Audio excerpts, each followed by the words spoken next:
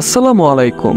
মুসাফির মিশন চ্যানেলের আরো একটি নতুন ভিডিওতে আপনাদের সবাইকে স্বাগতম। বিজ্ঞানীরা কমে সামুদ জাতির এলাকার মাটি পরীক্ষা করে হতবাক, কারণ এই স্থানটিতে মহানবী সাল্লাল্লাহু আলাইহি সাল্লাম সবাইকে যেতে নিষেধ করেছেন। বিজ্ঞানীরা এই এলাকায় এমন কিছু জিনিস খুঁজে পেয়েছেন যা 1400 বছর আগে নবীজির বলা কথা আজকের আধুনিক বিজ্ঞান গবেষণা করে আশ্চর্য হয়ে গেছে। অথচ সৌদি সরকার তা ভ্রুক্ষেপ না করেই এখানে 2 মাস ব্যাপী মিউজিক কনসার্টের আয়োজন করেছেন। আজকের ভিডিওটি অনেক তথ্যপূর্ণ ও সম্পূর্ণ আলাদা হতে চলেছে, তাই ভিডিওটি শেষ পর্যন্ত দেখতে থাকুন। সম্মানিত দর্শক, সৌদি আরবে আলুলা নামক একটি প্রাচীন রহস্যময় স্থান আছে। এটি বহু শতাব্দী ধরে অনাবিষ্কৃত রয়ে গেছে, কিন্তু এখনও ইউনেস্কো এটাকে তার প্রাচীন ঐতিহ্য হিসাবে স্বীকৃতি দিয়েছে। এ শহরকে হিজরা বা আল হিজর বলা হয়। আপনি সেখানে অনেক বিশাল পাহাড় দেখতে পাবেন, যেখানে অবিশ্বাস্য সুন্দর সুন্দর খোদাইকৃত এবং স্থাপিত শিল্প রয়েছে। প্রত্নতাত্ত্বিকরা বলেছেন, পাহাড় খোদাই করে স্থাপিত শিল্প নির্মাণ করা কোনো সাধারণ মানুষের কাজ নয়। বর্তমানে আমরা এর জন্য শক্তিশালী যন্ত্রপাতি ব্যবহার করি। যারা একসময় এখানে বাস করত তারা অবশ্যই অত্যন্ত শক্তিশালী এবং ক্ষমতাধর হতে হবে। এ মানুষগুলো কে ছিল? এটা কোন জায়গা? জানলে অবাক হবেন। এই জায়গাটিকে বলা হয় ময়দানে সালেহ আলাইসাল্লাম। এটি ছিল সামুদ জাতির বসবাসের এলাকা। হযরত সালেহ আলাইসাল্লামের কওম। এই জাতি তাদের দৈহিক শক্তি এবং দীর্ঘ জীবনের জন্য বিখ্যাত ছিল। তারা অত্যন্ত দক্ষ ছিল, কারণ তাদের মতো পাহাড় খোদাই করে স্থাপিত শিল্প নির্মাণ অন্য কেউ করতে পারেনি। এই এলাকা খুব উর্বর এবং সবুজ ছিল। তাদের প্রতি বছর পর্যাপ্ত শস্য ও ফসল জন্মাতো। কিন্তু এই সবই তাদের গর্বিত ও অহংকারী করে তুলেছিল।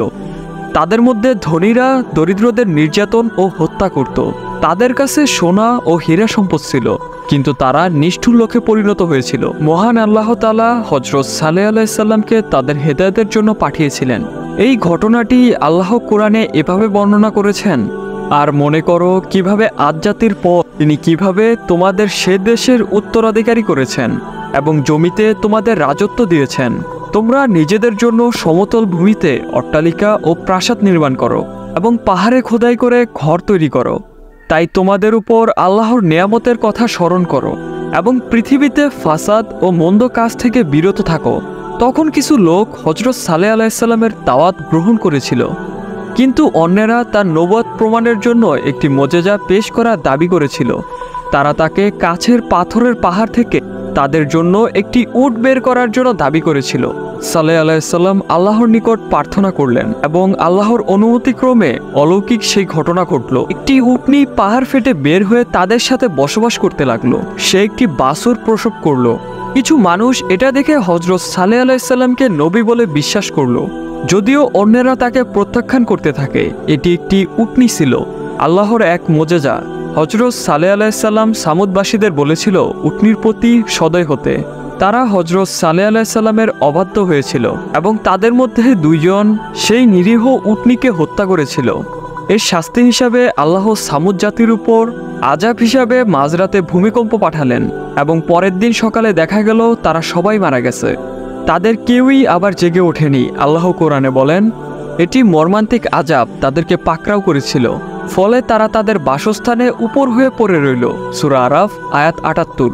তাদের বিশাল বিশাল ভবন এবং স্মৃতিস্তম্ভ কি অবশিষ্ট ছিল, যা পাহাড় এবং কঠিন শিলা থেকে তৈরি করেছিল? হযরত মুহাম্মদ সাল্লাল্লাহু আলাইহি সাল্লাম তাবুকে যুদ্ধে যাওয়ার সময় যখন এই স্থানের পাশ দিয়ে যাচ্ছিলেন, তখন তিনি সাহাবাকে এই নির্জন স্থানটি বিশেষভাবে দেখিয়েছিলেন। তিনি তাদেরকে সেই এলাকায় শুধুমাত্র একটি কূপ থেকে পানি পান করতে বলেছিলেন, যেটি একসময় হযরত সালেহ আলাইসাল্লামের উটনি ব্যবহার করত। হযরত মুহাম্মদ সাল্লাল্লাহু আলাইহি সাল্লাম তাদেরকে ওই এলাকা থেকে অন্য কিছু খাওয়া বা পান করতে নিষেধ করেছিলেন এবং দ্রুত সেই এলাকা ত্যাগ করতে আদেশ করেছিলেন। তাই এটিকে উপভোগ বা চিত্ত বিনোদনের জায়গা বানানো উচিত নয়। কিন্তু ভাই ও বোনেরা, আজ সৌদি সরকার সেই ময়দানে 2 মাসব্যাপী বিনোদনের অনুষ্ঠানের আয়োজন করেছিল। এই স্থানটি হাজার হাজার বছর ধরে একটি রহস্য হয়ে আছে এবং এর আগে অনেকেই সেই জায়গা দেখেনি, কিন্তু আজ এখানে মিউজিক্যাল কনসার্ট এবং বিনোদন মেলা পালিত হচ্ছে। এই জায়গাতে আরও আশ্চর্যজনক কিছু রয়েছে। এই রহস্যময় স্থানটি অত্যন্ত অরক্ষিত এবং বিপজ্জনক। বিজ্ঞানীরা এই ধ্বংসপ্রাপ্ত অঞ্চলের ঠিক উপরের বায়ুমণ্ডলের ওজোন স্তরে একটি বিশাল গর্ত আবিষ্কার করেছেন। হাজার হাজার বছর আগে এখানে একটি বিশাল ভূমিকম্পের ফলে ভূগর্ভের প্রতিরক্ষামূলক স্তরগুলিও কমে গিয়েছিল। এটি এই অঞ্চলকে ভূমিকম্পের ক্ষতি, অতিবেগুনি রশ্মির ক্ষতি, বিভিন্ন চর্মরোগ, ক্যান্সার এবং প্রাকৃতিক ঝড়ের ঝুঁকিতে ফেলে দিয়েছে। তাই সাম্প্রতিক গবেষণা অনুসারে এখানে বেশিক্ষণ থাকা নিরাপদ নয়। এই স্থান সম্পর্কে মহানবী সাল্লাল্লাহু আলাইহি সাল্লাম যা বলেছিলেন তার সাথে এই রিপোর্ট সম্পূর্ণভাবে মিলে যায়। ময়দানে সালে সেই কাউমের মানুষের বাসস্থান ছিল যারা পরবর্তীতে আল্লাহর গজব দ্বারা ধ্বংস হয়ে যায়। এটা আমাদেরকে মহান আল্লাহর মহিমা এবং শক্তির কথা মনে করিয়ে দেয়। অথচ তার পরিবর্তে আমরা স্থাপত্য শিল্প হিসাবে এই জায়গাগুলি ভ্রমণ, উদযাপন এবং উপভোগ করতে শুরু করেছি। আল্লাহ তাআলা আমাদেরকে সঠিক পথে পরিচালিত করুন, আমিন। তো গাইস, আজকের ভিডিও এই পর্যন্তই। যদি ভিডিওটি ভালো লেগে থাকে তবে লাইক দিয়ে দিবেন এবং এরকম ভিডিও আরও পাওয়ার জন্য আমাদের চ্যানেলটি সাবস্ক্রাইব অথবা ফেসবুক পেজটি ফলো দিয়ে দিবেন। ধন্যবাদ।